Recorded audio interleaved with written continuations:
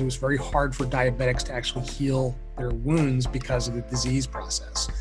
So I ended up developing one of the first apps to help diabetics track their blood glucoses, what's also called a hemoglobin A1C level, which is kind of a snapshot in general of how people are actually dealing with their diabetic diseases, and allowed them to track their journal their activities, what their foods were, and that sort of thing. And this was a mobile application.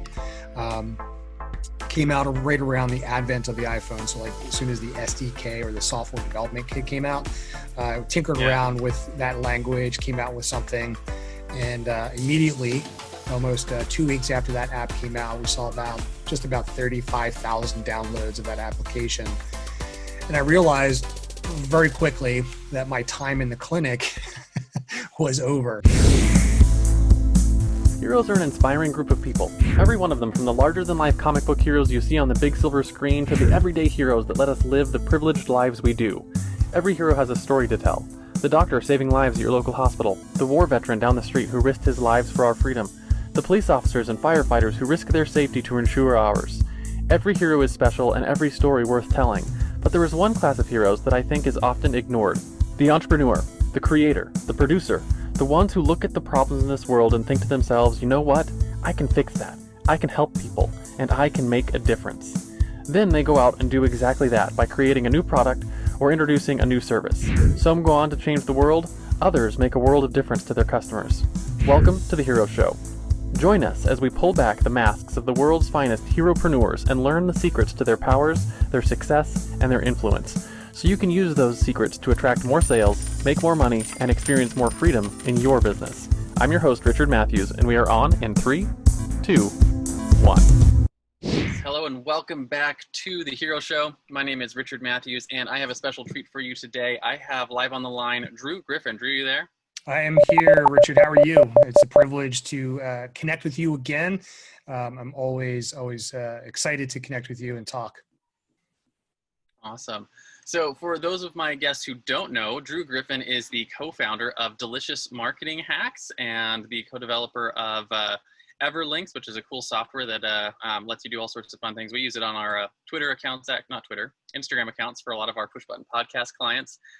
So anyways, it's glad to have you here on the show today. So my first question for you, Drew, is what is it that you're known for? What is your business like? What is it that you guys actually provide into the marketplace? Yeah, thanks, Richard. Listen, I guess one of our key products is a course that we teach. We have a local marketing agency, but we also have an online group called the Delicious Local Marketing Hacks. And listen, a few years ago, my business partner, David Calafiore, and I were running similar types of businesses and agencies in our respective places in the world. He being in Pittsburgh, I being in the Philadelphia region and that type of area. And we ran into a problem, and the problem being that the competition seemed to be increasing, and what we call Me Too marketers or Me Too agencies that pretty much anybody that's out there can, hang up their shingle, get a business card and call themselves a social media marketing agency without really having any results to prove or results to give and gain for local clients. And we wanted to pivot a little bit. We wanted to kind of insulate our agency and switch the model a little bit into more of an asset-driven type of business where we command the asset, we command the attention, and then we broker that attention on behalf of anybody that wants access to it, right? So we did some testing of building out directories and that sort of thing, and what we really pivoted into and really developed was what we call local media assets. And a lot of our approach to local marketing or digital marketing revolves around the concept and idea of assets, digital marketing assets that we control, that we can manipulate and provide results, not only for our agency, but for local businesses and individuals, organizations that want attention. They want new leads, they want new customers that they can market to and eventually convert into what we call transactional customers, people that want the stuff that they're selling, whether it's a service or a product. Yeah, so that's kind of where we are. We also do software development and things of that nature. We do a lot of online education, knowledge commerce. We've learned a lot from you and how to structure those types of things through webinars and that sort of thing. Yeah, that's kind of the area and the space that we play in. Yeah, it's awesome too. And for our listeners who've paid attention to my story on other podcasts and stuff that I've been on, I've been in the local marketing space since 2009, and your local media assets is probably one of my favorite strategies for getting into and talking to business owners that I've ever seen, because it leverages the thing that they want more than anything, which is they want the attention of the people who live in their area, right? They want their attention so they can get them to come in and, try out or buy their products or services, or have, come sit down in their restaurant, right? And you guys are leveraging that desire by putting that front and center and being like, hey, what we can do is we can actually come to you with attention first. And then we can use that attention to help grow your business and turn those into agency relationships, which I think is brilliant. And very different than what most people do, which is, knocking on the doors and saying, hey, how can I help you? You guys are showing up and saying, here, let me help you first. Yeah, it's been a lot of fun, the pivot. And I guess one of the main challenges that we faced, aside from the Me Too marketer, moniker that we kind of assigned to it, is the typical fear and of rejection that pretty much anybody that pivots into business ownership will face with regards to prospecting, right? People knock on the doors, as you've just mentioned, and often they're faced by a gatekeeper or somebody that pushes them away. Could be the business owner themselves, to the point where that builds up. The trauma of facing and hearing no all the time is unpleasant. I hate it, and we just decided that we didn't want to deal with that as much as we were experiencing. So yeah, using this method and the strategy moves away from that and more towards building relationships and giving them something that they truly want in advance, and gives us an at bat to develop and just be cool with people, right? And that's what you want. The universal law of reciprocation. When somebody gives you a gift, they're probably more in tune with, hey, let me listen to this guy or this gal or whatever. And, often they will reciprocate with something far greater than the gift that you've actually given. And to us, that Absolutely. is the attention that we're seeking to have. Yeah. And I think it's important too, to look at the flip side of that relationship too, like where you're saying, hey, it actually sucks to go in and get rejected all the time. Imagine the business owner on the other side who's got people coming to their door all the time and knocking on their door and don't really have anything good to offer. Maybe every once in a blue moon, there's someone that actually has something good to offer, but they get missed. So they miss cool opportunities to do good marketing because, they've got all these filters in place to protect themselves. You can come in and just change that conversation completely and give them a good experience all the way through. So anyways, I just really love what you guys are doing over there with that. But I do have a quick question, just sort of in the midst of everything that's going on right now with our crisis and pandemic. How have your local media assets for you and all your students that have been doing that, how have you guys been sort of, helping businesses and helping your local communities with those local media assets? Have you noticed any sort of change in your strategy or change in the kind of news that you guys are putting out for those? Has this sort of affected it, or is it been insulated? It's been insulated, and the strategy builds upon the very nature that we're dealing with, right? There's a lot of isolation. A lot of businesses are trying to navigate things, and it really opens up the gateway to do some pretty cool things, using a medium such as Zoom or StreamYard, Skype, something along those lines where we're able to reach out and connect with people. We still command the attention. We still have growing assets, growing attention, because number one, people are spending a heck of a lot more time online watching and trying to consume information. They're spending an enormous amount of time on Facebook. They're browsing the web to find more things, find out news about what's happening in their local community, their government, what's going on with various organizations, what's going on with the food supply chain, and what's going on with crime, what's going on with everything that's happening in the schools. The list goes on and on and on. And the ability for us to connect with people and say, hey, listen, we've got this attention. People are starving for information, no pun intended. They're interested in what businesses are open. How can they continue to acquire services, product and services from those types of businesses without much disruption? And when you command that attention, it's very easy to broker that for them and bring them onto like an interview, feature them, let people know about their open hours and the services that they're providing, or, what disruption that they're facing, and, how people can reach out to them, and so on and so forth. So yeah, business is as usual. A lot of our customers, a lot of people who are using this strategy are having a blast, right? Because we're doing all kinds of things. We're sharing relevant information. We're building out lists of people that are interested in that information. We're entertaining people with memes and heartfelt stories and whatnot. And yeah, it's been a blast. Things are on the increase as opposed to the negativity and fear of closing things down. We can continue to build out the attention and the audience that is looking for this type of information. Yeah, it's really cool. And it seems like you guys have an opportunity during this crisis to actually be a voice for good and a voice for positivity in the business community and in the communities that you guys are serving.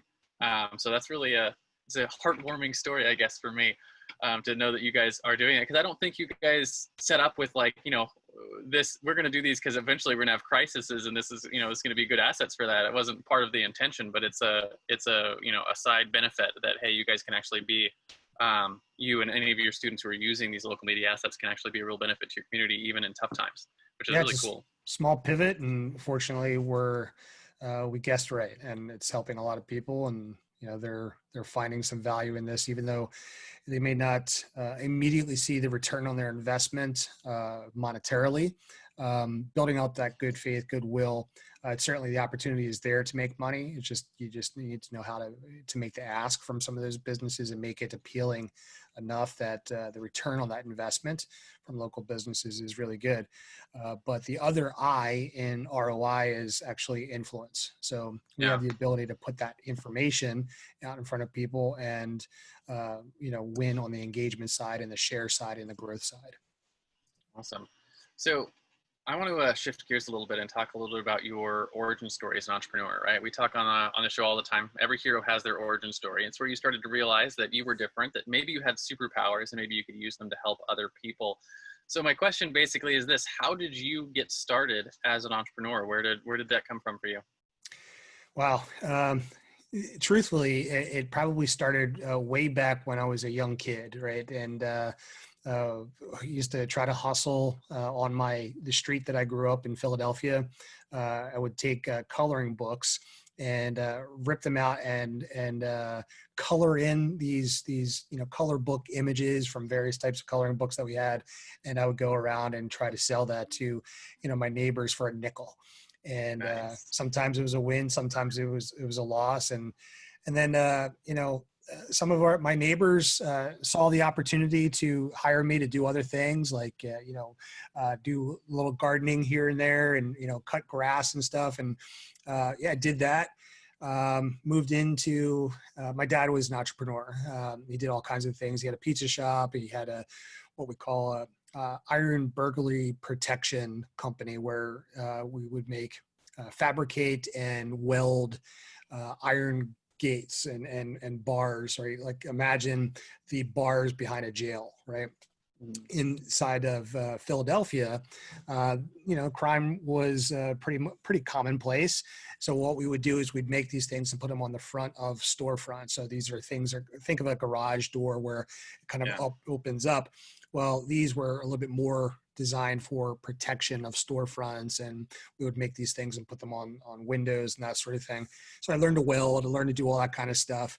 But I've always been a tinkerer, right? I've always been, behind computers. My first computer was like a Mac or Commodore 64. Is that that one behind you there? One of your first computers? Yeah, that's one of the originals, right? So we moved away from the Compaq or Commodore 64 or TSR-80. I forget exactly what we had, but when this thing came out, it was really good for word processing, but and some gaming and stuff like that.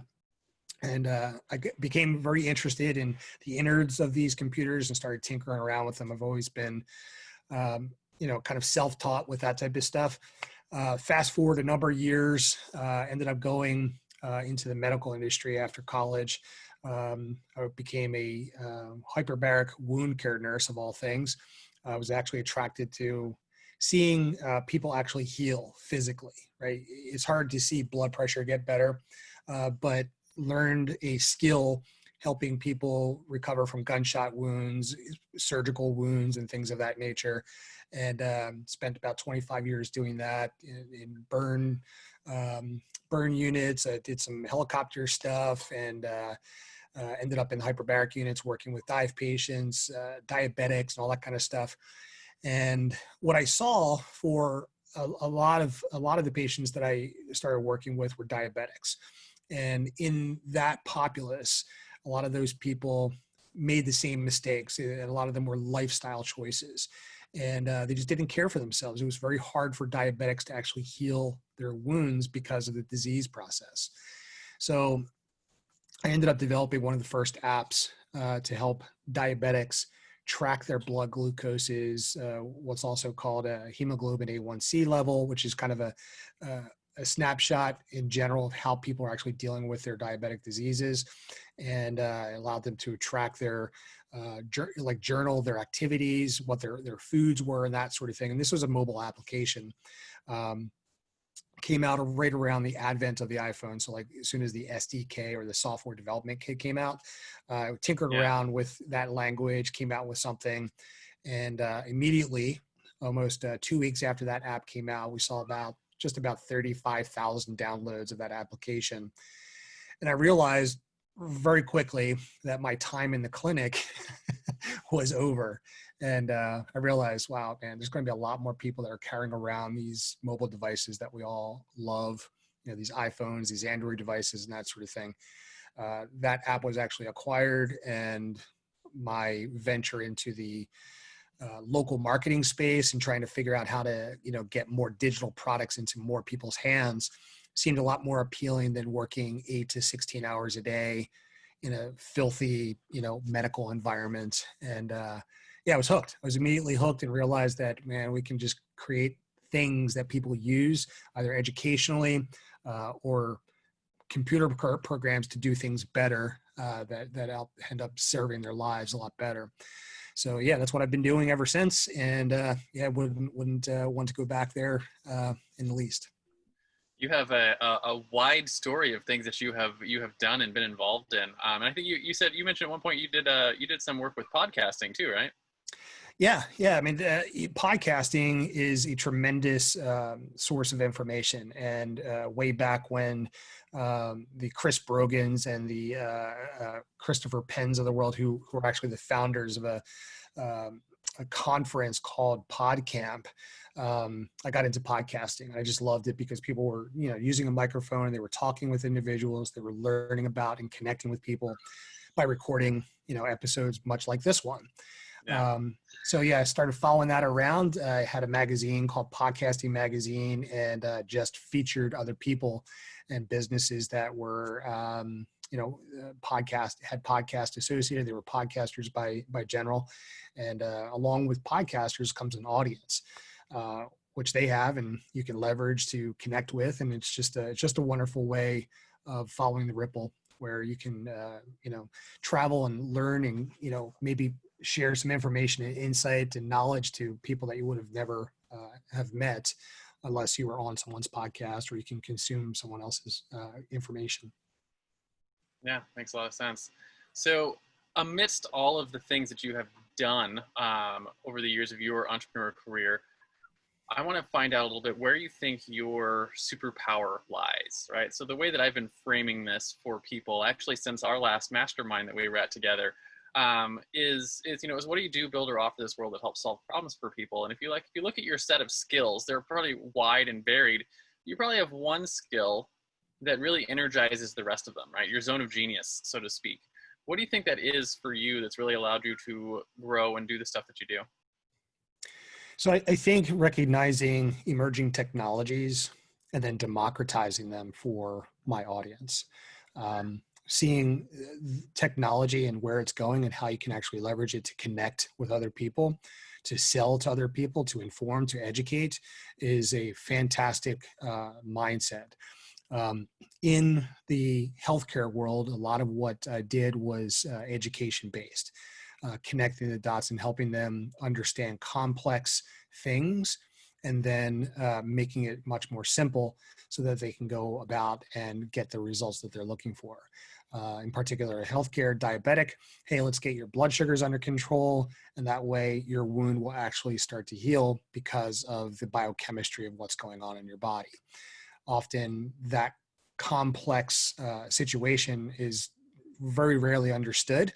And if you can do behavior modification, activity, food modifications, those sort of things, you'll get a better result and therefore end up living longer, having less amputations, and being able to be around for your family, right? So that's the end result of doing things a little bit differently.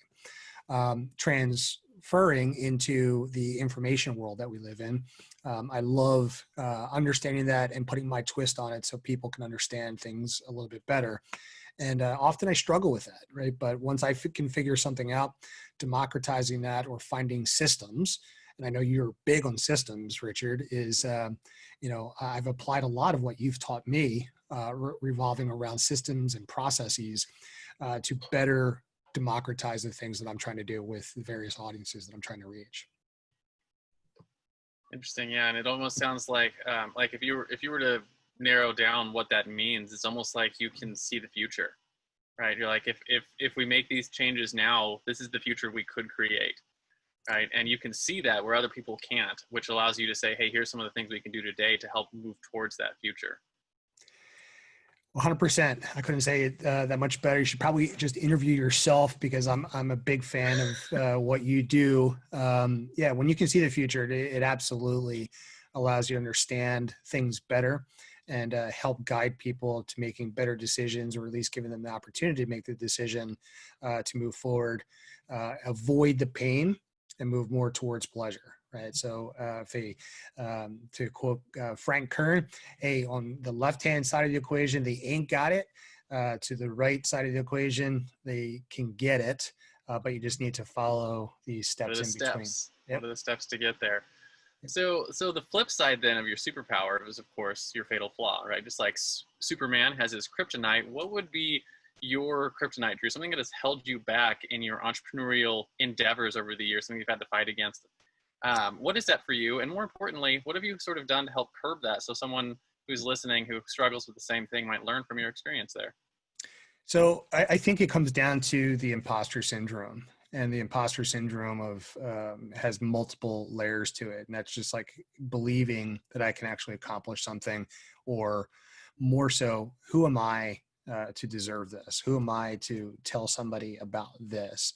This information already exists out there.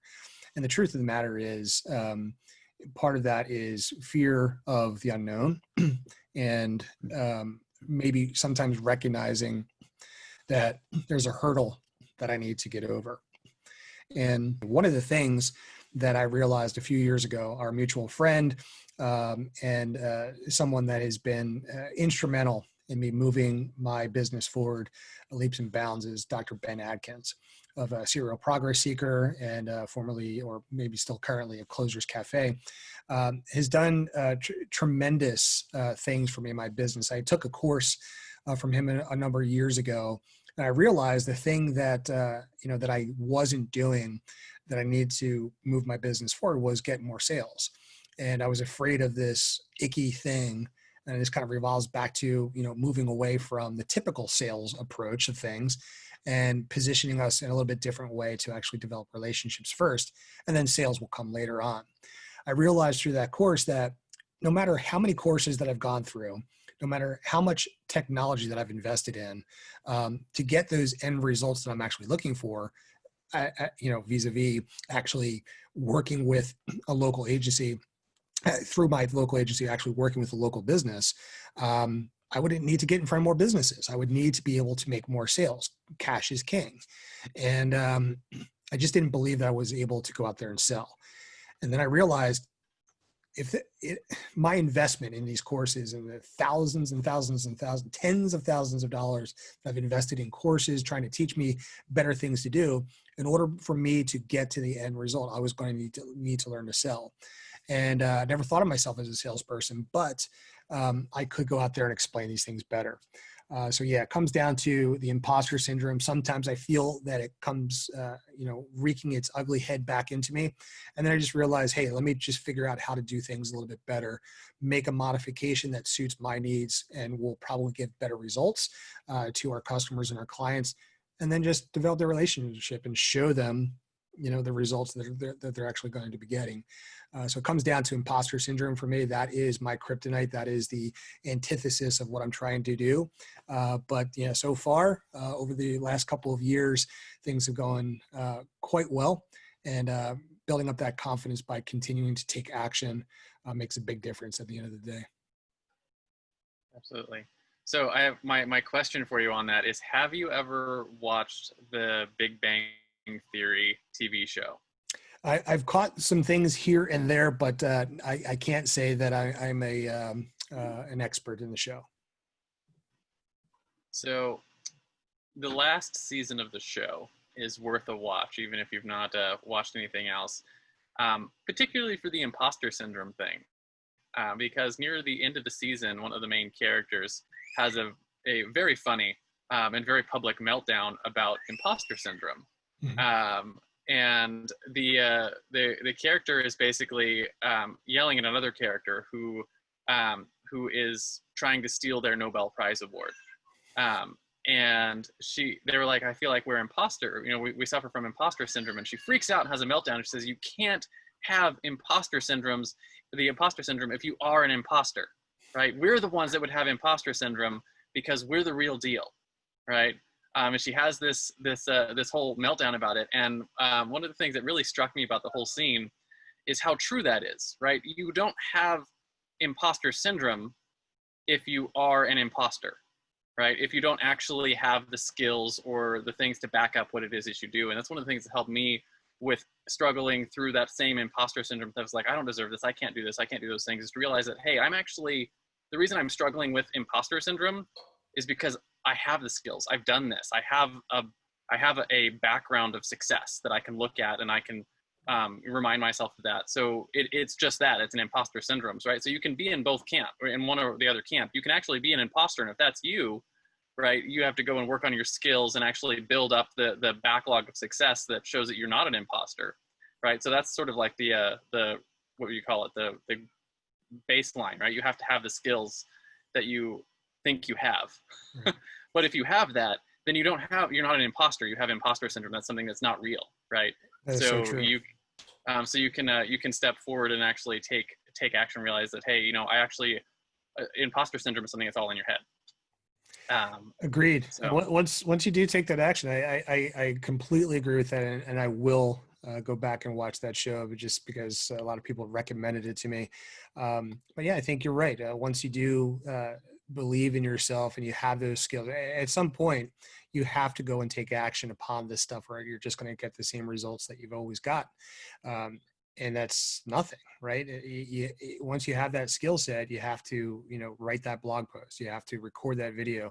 You have to ask somebody to be a guest on the podcast. You have to go and connect with a business and really try to solve their problem. And once you do that, you develop fantastic relationships, and you feel really good about it. And it's interesting too and you've probably seen this in everything you've done. It's that where you start off with whatever you're trying to do, and it's like pushing that rock, right? Where you feel like you're pushing the rock up the hill. It's a lot of work, but once you sort of get over the hump, then the rock rolls down the other side of the hill. Right? It starts to get easier and easier as you sort of go and grow. Everything from, like, I remember putting this podcast together. It took me 3 years to get the first 8 episodes done, and in the last year we've done almost 100 episodes, right? It's amazing. And once you get that momentum, once you get that thing moving, it becomes a machine and something that serves you, and that's fantastic. And congratulations on the success of your show. This is clearly a work of endearment for you, and you've probably reached a lot of people with the episodes and the guests that you've had on your show. Yeah, thank you very much. And it's cool to see it to start growing. And I realized that someone just the other day, they hit the new and noteworthy on iTunes in their podcast, 150 episodes into their show. Wow. Right. And I was like, I'm not even there yet. And ready to make new and noteworthy for some of these things. And I feel it's interesting that, a lot of times, and this is so true in a lot of things that you do in business, you're like, I feel like I should get started today. And then like, if I'm not super successful in 6 months, that I should just give up. Right. Or, move on to something else. And sometimes you realize you just have to put it in for the long haul.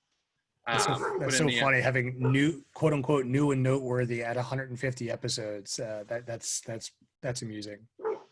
Yeah, it really is. So my next question for you has to do with your common enemy, and the way that I've been framing common enemy for people.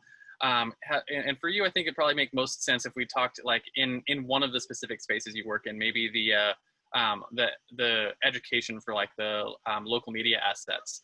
And it's something that you have to fight against constantly with the people that you're teaching or training, right? That you're constantly like banging your head against the wall, that if you had a magic wand and you could just remove something that they were struggling with, they would get better, cheaper, faster results. What is that sort of common enemy that you constantly have to fight against in your space?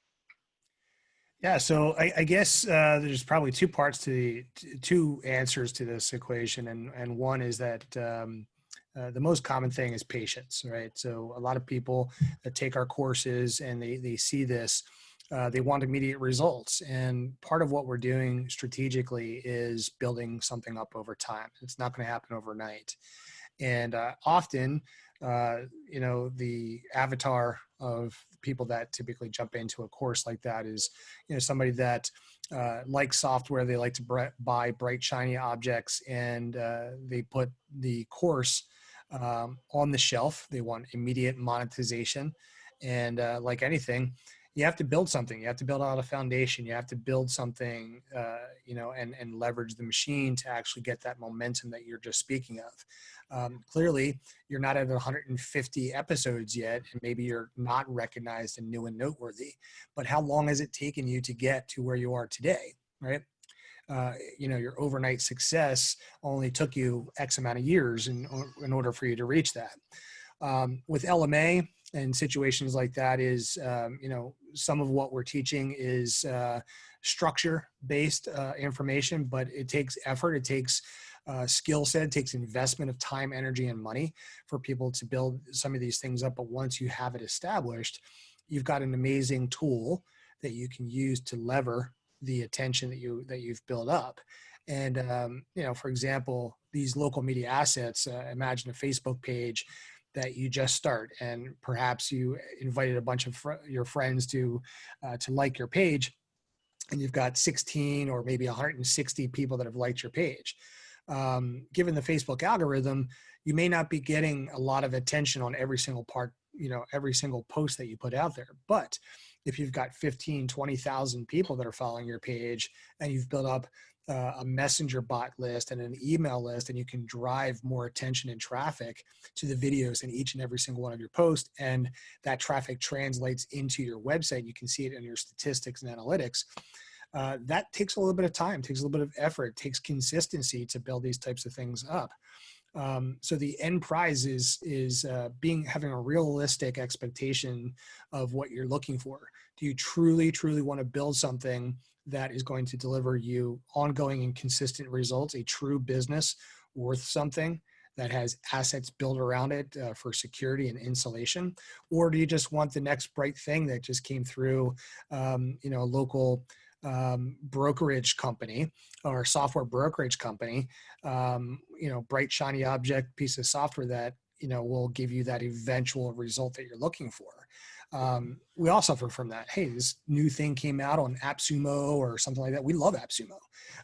But sometimes building a business around a piece of software that comes out may not be the best approach. So the common enemy there is patience and belief in themselves, and consistency in building something out. Look, each and every single time when we apply the LMA approach to things, we consistently and predictably build things out that can serve local businesses, local constituents, and the agency behind that LMA. The second common enemy is maybe part of what I just referred to, and that's the bright, shiny object and imposter syndrome. People having the belief and, controlling their attention span of what's being offered in front of them. Listen, we're all inundated by messages. We're getting offers every single day. And it's very difficult to keep the focus and attention on building something that is going to truly serve them. So those are the common enemies of that. We internally, my business partner, David, and I, we suffer from that too. It's like, hey, we're identifying, there's so much opportunity that's out there. And that can really lead to some trouble if we don't do our due diligence and we don't have patience. There's so many opportunities and problems out there that are worth solving, and just very little time to get to them all. So that's the challenge that we face on a day-to-day basis. That goes.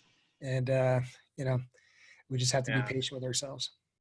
It reminds me of one of my my early business mentors, who probably told me one of the most important things that I ever sort of learned in business was that we as people, we vastly overestimate what we can accomplish in a year and vastly underestimate what we can accomplish in 10.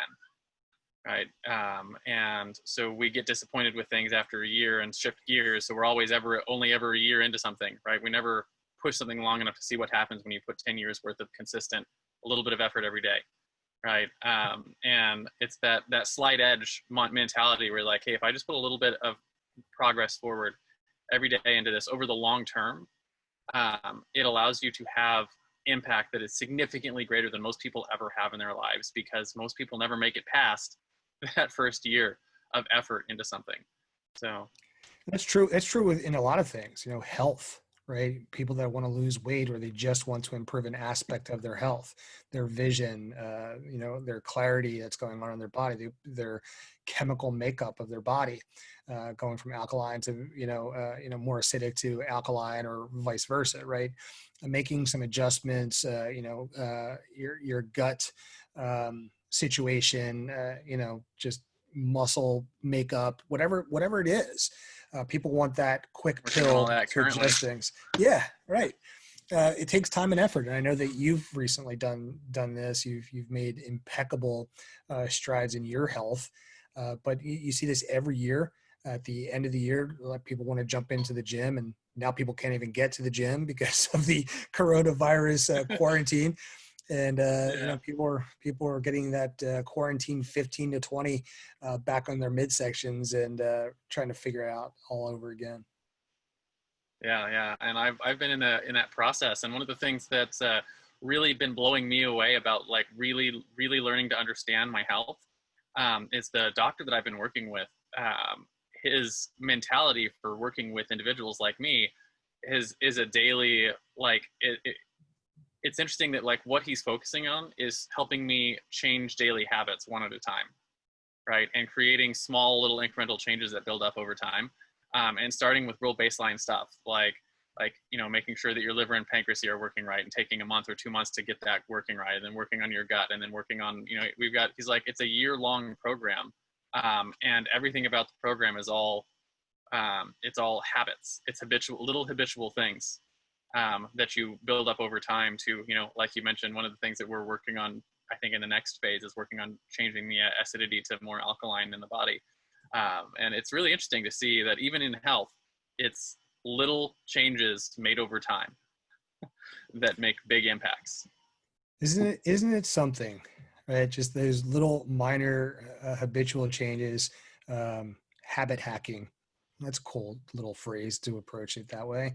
It can make profound impact on your performance, and maybe that's the way to go. Start with that. Do that inside your business as well, and move away from things that habitually are harming us. Maybe that's the attention of your email inbox, and all the different offers that are going out there. And then maybe taking more of a look of a long-term approach to hacking your business for growth. Yeah, it's the same kind of thing, right? If you want the health of your business, how can you do make little habits every day that change what's going on, and you can improve the health of your business a lot. Yep. So if your common enemy is something that you're fighting against, then your driving force is something that you fight for, right? So just like Spider-Man fights to save New York, or Batman fights to save Gotham, or you got the little Star Wars character there in the back. Maybe it's like Luke, who's fighting against or fighting for the rebel cause. What is it that you guys fight for over at Delicious Marketing? And what's the mission? We want to sort of know what it is. Yeah, so I guess the mission, the why is time, right? And I guess time, the thing that really motivated me before was I used to spend a tremendous amount of time away from my family. And moving forward in the agency world and trying to approach entrepreneurship, originally some of the whys have changed, right? I get to spend an enormous amount of time with my family right now.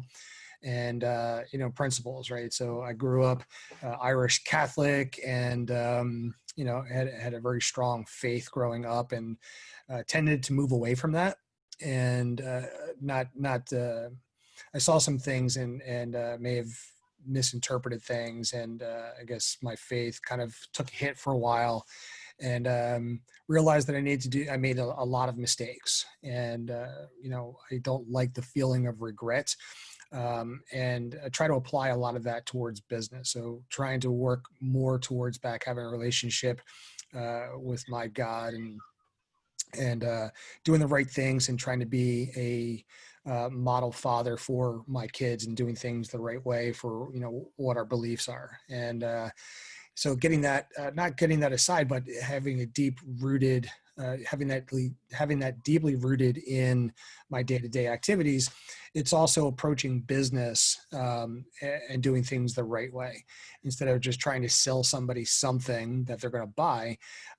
Let's really try to develop relationships and grow with sound marketing, sound business principles that are rooted in doing things that are going to serve more people in a way that's going to get them results.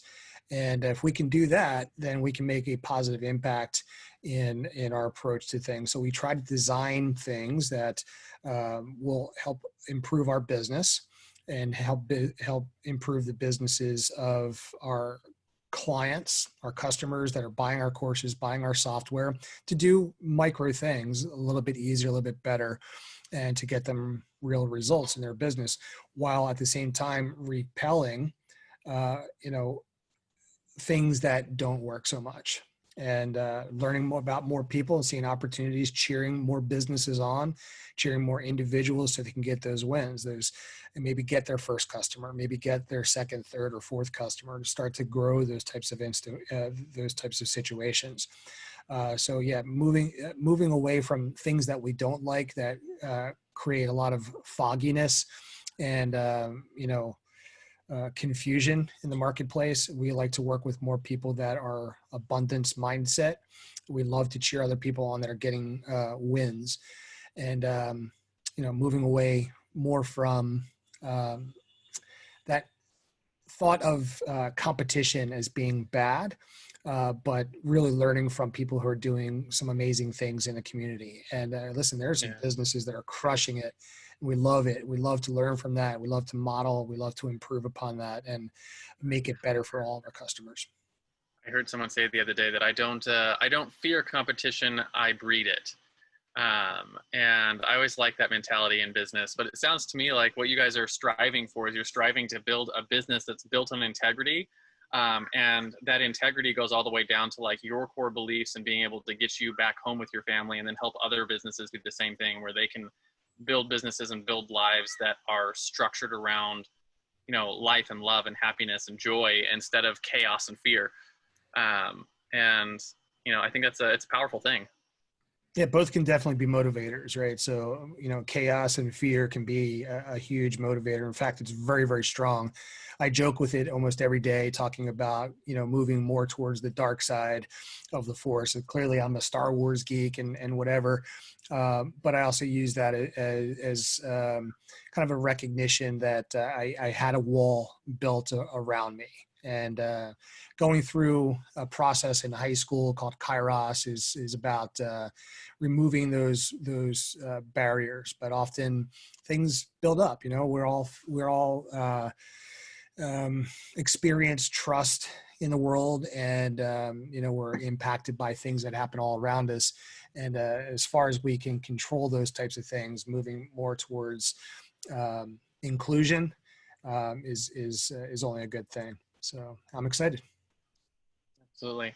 So I'm going to shift gears a little bit and talk practically in your business, right? We call this the hero's tool belt. Maybe you got a big magical hammer like Thor, or a really cool lightsaber like Obi-Wan Kenobi, right? Or maybe you just really love how Evernote helps you organize your thoughts in your business. What are some of the practical tools that you and Drew use every day in your business that you couldn't do what you do, educate your students, work with your agencies, work with your clients, one or two things that you're like, I just couldn't do my business today without these tools. What are some of those for you?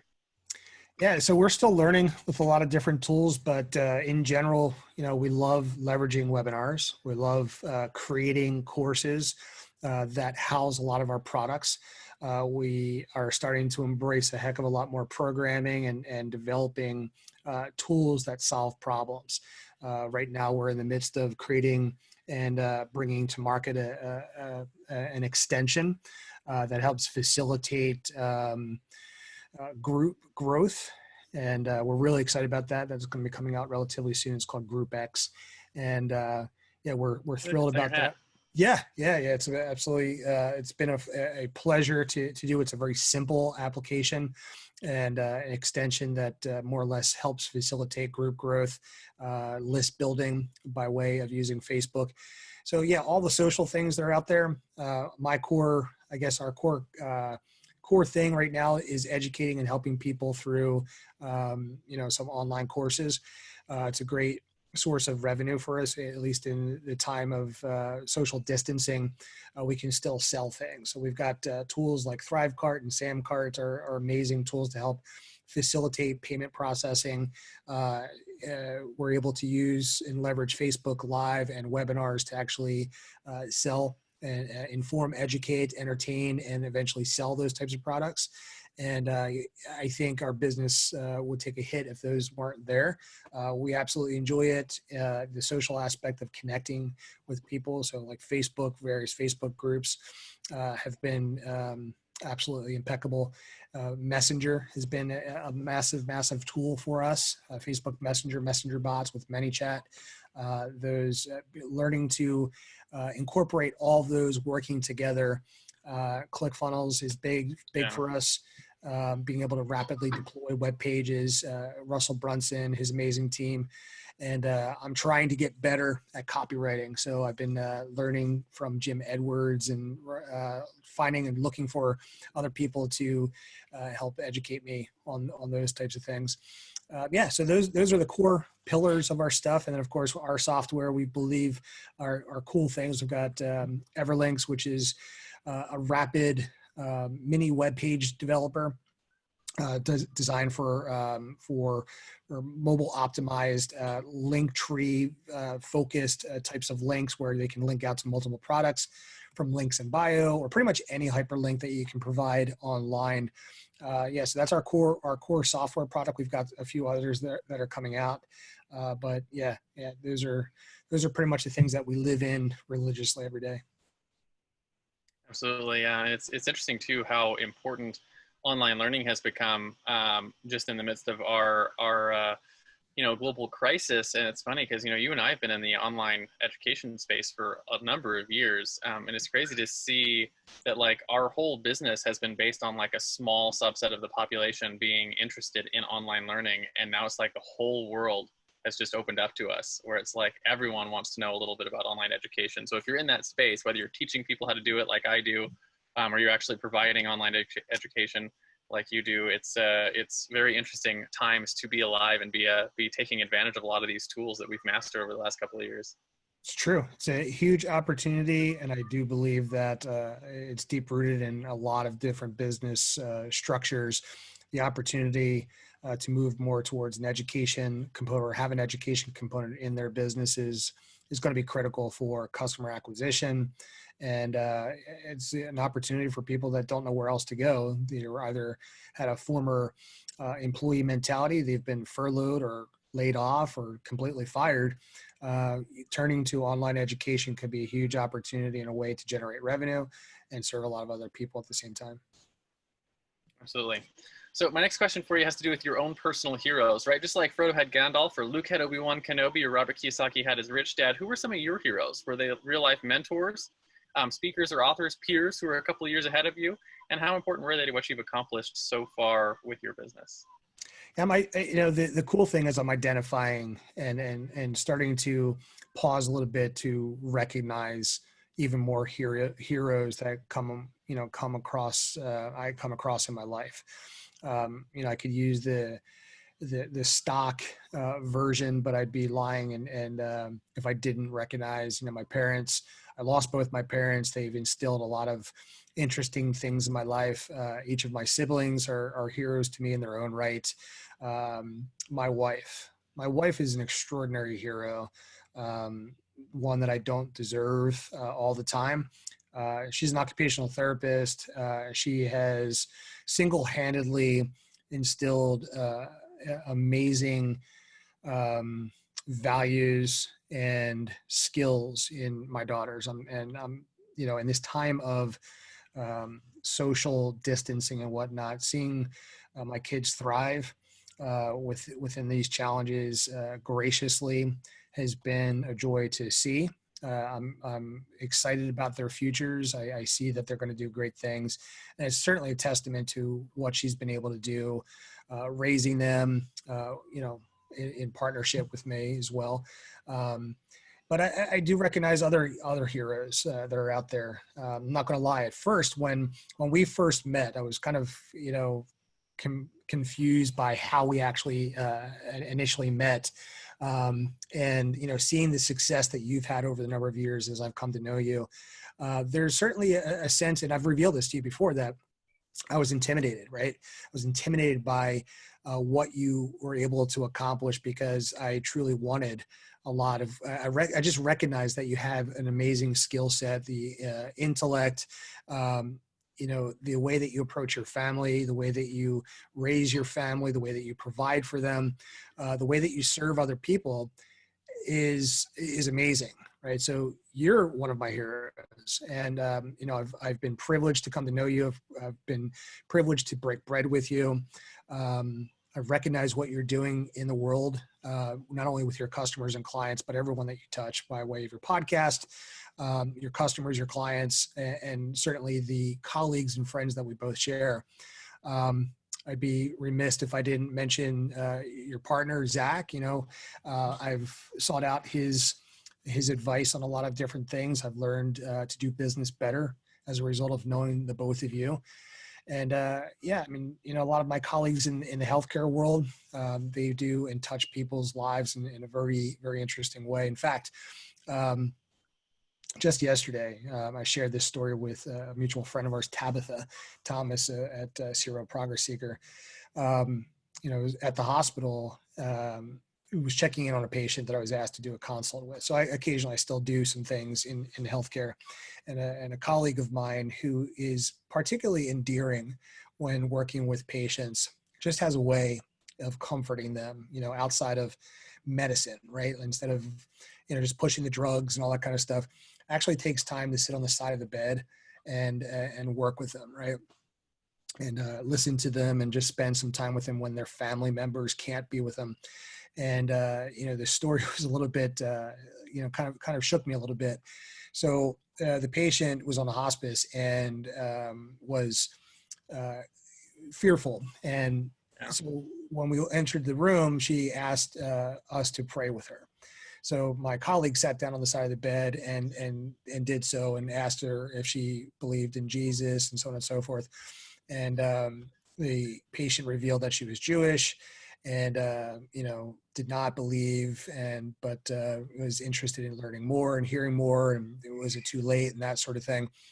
And the conversation was going on, and I was doing what I needed to do with the patient. She was sitting there comforting her, and the conversation went on, and she said, she was doing something with her eyes that was a little bit weird. Her eyes were tracking back and forth, and she literally was appeared to be looking through us and beyond us to what else was going on in the room, which there was nothing really going on in the room that we could see. And she said, what are you looking at? And she said, I'm looking at the angels. And, that kind of hit me a little bit differently, right? So she said, so the nurse that was there with me said, they must be beautiful. Are they beautiful? What are they wearing? Basically probing, asking her what they look like and that sort of thing. And she said, well, some of them are beautiful. She was tracking back and forth, and when the way that she said it hit me pretty hard. She said, some of them are beautiful. And then she shifted to the other side of the room with her eyes. And, I'm sitting there watching her at the exact time. She said, and some of them aren't. And I was like, all right, I need to go. That's my time in the room here. I'm not exactly sure why I shared that, but yeah, she was a hero. The nurse, spending time with her when her time is waning down, is a hero. So a lot of my colleagues in the healthcare world, even though I don't spend a lot of time in that world anymore, I recognize that they deal with things in the face of a lot of uncertainty with this virus. They put their lives on the line every single day. And so those are heroes. And I think pretty much everybody out there that just wants to do the right thing. There are people that are looking to become an entrepreneur. They're looking to improve their businesses in the face of fear, a lot of uncertainty, and they're looking to do the right thing by serving their customers and clients in the right way.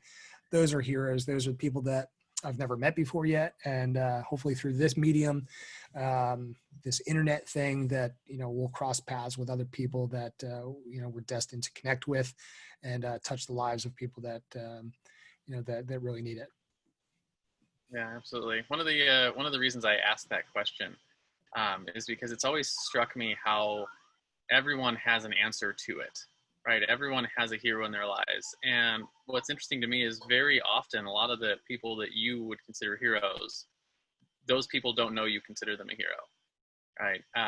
And it's always cool when, you to find out someone considers you a hero. So thank you for that. But the thing that's always struck me is realization that I always want to act in such a way that I'm worthy of that, right? That I'm worthy of it for the people that are in my lives. That the same gentleman that told me a number of times that I needed, that we underestimate what we accomplish in a year. Also told me that, when you grow up, when your kids grow up, or as they grow up, they're going to have a hero, right? And he said, it is damn well better be you. And that always struck me, because I always thought as if you're not worthy of it, your kids are going to pick someone else. They're going to find someone else to be the hero in their lives. And I've always liked that whole mentality of thinking to myself, how am I acting today, or acting in a situation, or am I acting in a way that's worthy of someone's admiration, right?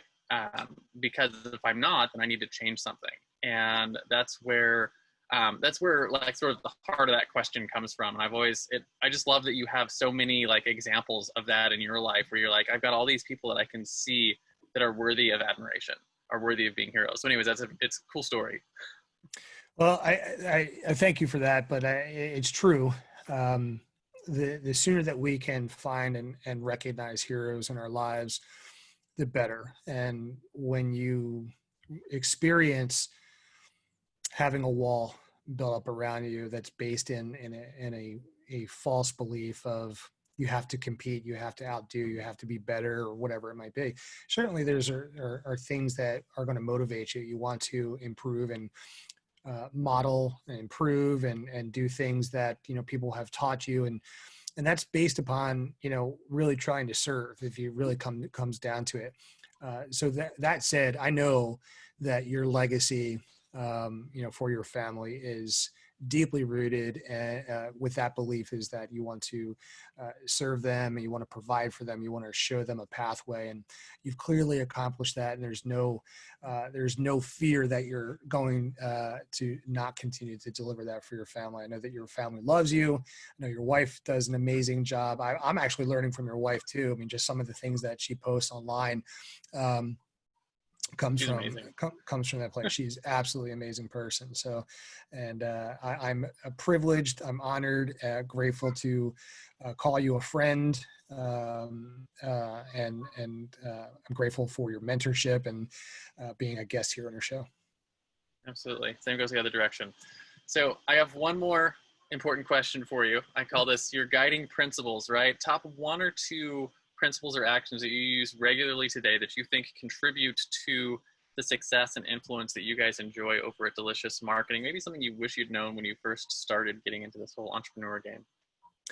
Yeah, I think the one thing that I don't like is regret, right? So I learned this principle, this statement, and there's something kind of like deeply rooted inside there, from my father. And it's, there are no right or wrong decisions. There's only consequences. And, That's a good one. caveat to that is, you just have to have a moral compass that you're trying to help and serve other people. Certainly there's profit-driven decisions, and certainly, there's nothing wrong with wanting to and earning a profit off of the action, services, products that you're putting out there. But doing it for the right reasons is, is something that you should use as that moral compass to move things forward. And yeah, just, don't waste the time, right? Clearly we're all facing something going on in the world right now. Make that decision to move forward. And even if it's the wrong one, at least you're going to learn from it. Move forward, take action. Don't be fearful of making mistakes, because that's how you learn. And, surround yourself with people like yourself. Surround yourself with people that are heroes, that are making a difference in the world. And find those problems. Look for ways to solve those problems, whether it's through your education, whether it's through technology, or through service. And I think you'll be on the right path. Absolutely. And, just to further that point, even if it's the wrong decision, right, move. Because if you're moving, it's easier to course correct a ship that's moving than it is to get a ship going. Right. So once you get that effort, get that ball rolling, it's easier to change and course correct and make better decisions moving forward than it is to just get started. So once you get over that hump of getting started, it gets easier. That's true. So, absolutely. So that basically wraps up our interview. I have one last thing we do on the show every time. It's real simple. It's called the Heroes Challenge. And it's something we do at every show. It's basically this. You have someone in your life or in your network that you think has a cool entrepreneurial story. Who are they? First names are fine. And why do you think they should come share their story on our show? Well, this guy has probably been on your show a lot of times, but a great influence in my life has been Dr. Ben Adkins. He has been amazing in my life. He's made a big difference. He's put a lot of money in my pocket. But I'm gonna shift it a little bit. So I'm gonna say 2. Right. So Dr. Ben Adkins, if you haven't had him on, seek him out. I think he and his crew are absolute world-class. They live in integrity. But I'm going to give a shout out to my business partner and give him the opportunity to jump on here as well. David Calafiore. I've grown to know him as a friend, as a partner, as somebody that lives and walks in integrity. I've learned a ton from him with regards to business, but I'd love for you to hear from him as well. He's got a very interesting story. He's got a lovely family, and I couldn't be more proud and privileged to be associated and call him a business partner and friend. Awesome. Yeah. So we've had Ben on once before, but it was one of our first episodes from several years ago. So we may have to get him back on for another interview. And David, I think we might have conversations going already to get him on the show. So we'll see about that. If not, I'll make sure you let him know that you told him he had to come on. Yeah. I'll force him to come on. He's kind of a little bit of a shy guy and clearly has more hair than I do, but I think you'll enjoy that conversation. Absolutely. So thank you so much for coming on the show, Drew. Really appreciate it. Last thing, where can people find you, right? If they want to pick up any of your courses or follow in your groups or pick up some of your software, where can they find you? And I guess more importantly, who are the types of people that are best to sort of reach out and get involved in what it is you guys are doing? Sure. So I guess the people that are, probably the people that would be interested in some of our stuff are new, aspiring, or even established local marketing agencies, or people that are want to find a different way to connect, a better way to connect with local businesses. We talk a lot about prospecting and lead generation, and just better ways to connect with various types of businesses.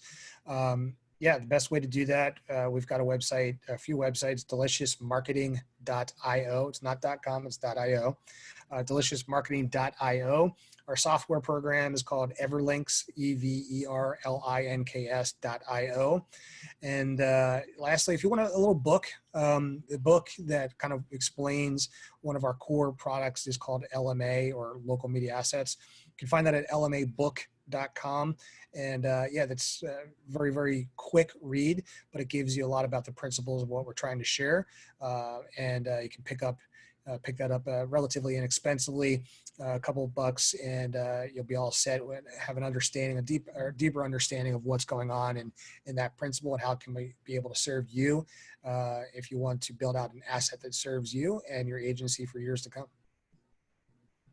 Absolutely. And for those of you who are listening, if you are in that space, or you want to be in the space where you're talking and working with local businesses, and it's a huge space, right? 60 million plus businesses that are currently struggling, right? You can come in and be a knight in shining armor, so to speak. And what Drew and his team has put together over there, I've watched them develop it and build it over the last couple of years. Really, really good stuff. I would highly recommend picking up their book and doing that. So Drew, thank you so much for coming on the show today. Really appreciate it. And look forward to talking to you again soon. Richard, it's been a privilege. Thank you so much for your time. I know you serve your community quite well, and I can't wait to have you on our podcast relatively soon, because I know that the things that you talk about absolutely make an immediate impact in people's businesses. So again, thank you so much for your time. Be safe out there. Say hello to the family, and can't wait to hang out with you real soon. Will do. Thank you very much, Drew. Have a good day.